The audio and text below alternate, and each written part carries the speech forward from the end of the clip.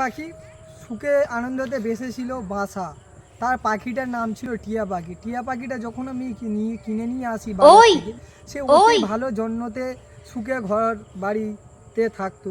হঠাৎ করে একদিন পাখিটা চলে গেল কারুকে না বলে। সেই থেকে আমি যেন রয়ে গেলাম একা।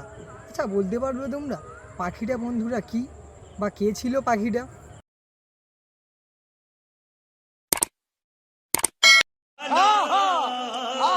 জানো বন্ধু, আমার একটা শখে টিয়া পাখি ছিল। জানি না টিয়া পাখিটাকে যখন বাজার থেকে কিনে নিয়ে আসি অতিরিক্ত পয়সা খরচা করে। হঠাৎ করে একদিন পাখিটা বলল ডেকে আমাকে, আমার খুব অসুস্থ।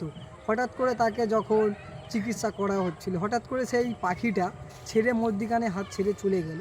সেই থেকে পাখিটা চলে যাওয়ার পর থেকে আমি যেন একা অসহায় হয়ে গেলাম। আচ্ছা, বলতে পারো এইখানটায় পাখিটার সমানে কাকে তুলনা করা হয়েছে? আর তাছাড়া পাখিটা একাদম ছিল আমার খুব কাছের মানুষ। ওই তুই কি বলতে পারবি পাখিটা সমানে কাকে তুলনা করা হয়েছে? আমি যদি বলতে পারি তুই আমাকে কত টাকা দিবি বল? আরে চিন্তা করে নিস, তোকে 1000 টাকা পুরো দিয়ে দেবো। ঠিক আছে, দাঁড়া এই প্রশ্ন।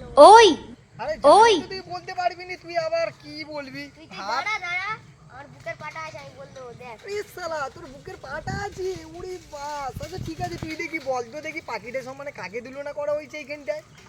আর যদি না বলতে পারিস তুই কি দিবি? আমিও তোকে 1000 টাকা দেবো। আচ্ছা ঠিক আছে, এখানে 2000 টাকা তর্ক শুরু কর। তুই কবে থেকে এত ভক্ত হলি? ওরে শালা, তুই যে ধরে নিয়েছিস যে এখানে পাখিটার সমানে যে বইয়ের তুলনা হয়েছে, ও বাহ, 26। আচ্ছা ঠিক আছে ভাই, তুই পঞ্চ বাড়ি থেকে গিয়ে 1000 টাকা নিয়ে নিস। চ, 26 বেটা।